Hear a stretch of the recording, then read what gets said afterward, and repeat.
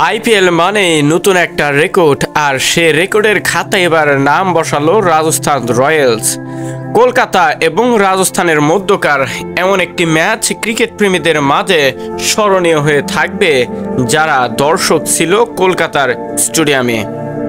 223 রানের টার্গেটে ব্যাট করতে নেমে 224 রান তোলে রাজস্থান রয়্যালস।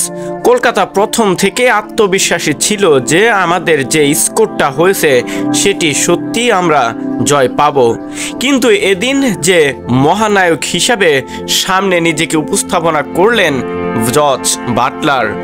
রাজস্থানের অবিশ্বাস্য জয়ের নায়ক একমাত্র জস বাটলার।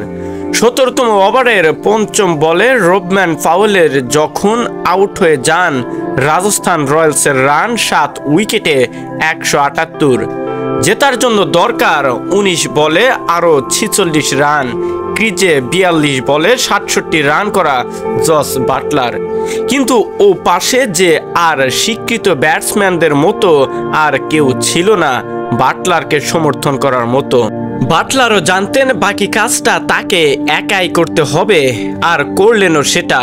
রবমান পাওয়েলের পর একে একে উইকেটে এসেছেন ট্রেন্ট বোল্ট, আবেশ খান। দুজনের কেউই রানের খাতা খুলতে পারেননি। বরুণ চক্রবর্তীর করা ম্যাচের শেষ বলে 1 রান নিয়ে বাটলার যখন ম্যাচ জেতার আনন্দে মাতলেন, তার নামের পাশে তখন 60 বলে 107 রান। 9টি চারের সঙ্গে মেরেছেন 6টি ছক্কা।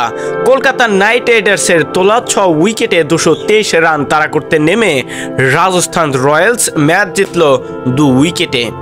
আইপিএলের ইতিহাসে এর চেয়ে বেশি রান তাড়া করে জেতেনি আর কোনো দল। কি কাকতালীয়! 2020 সালে এই কলকাতারই 223 রান তাড়া করতে নেমে রাজস্থান জিতেছিল 4 উইকেটে, করেছিল 6 উইকেটে 226 রান। আজ নিজেদের সেই রেকর্ডটি স্পর্শ করল রাজস্থান রয়্যালস। কলকাতা ক্রিকেট ভক্তদেরকে মাতিয়ে রেখেছিলেন প্রথম ইনিংসে সুনীল নারায়ণ। 56 বলে 13 ও 6 ছক্কায় 109 রান করেন নারায়ণ। স্বীকৃত টি-20তে 504তম ম্যাচে সে প্রথম সেঞ্চুরির দেখা পেলেন কলকাতা নাইট রাইডার্সের এই ওয়েস্ট ইন্ডিয়ান অলরাউন্ডার। পরে বল হাতেও 4 ওভারে 30 রান দিয়ে যিনি নিয়েছিলেন 2 উইকেট। তখন কে জানতো বাটলার তাকে ম্লান করে এভাবে সব আলো কেড়ে নেবে।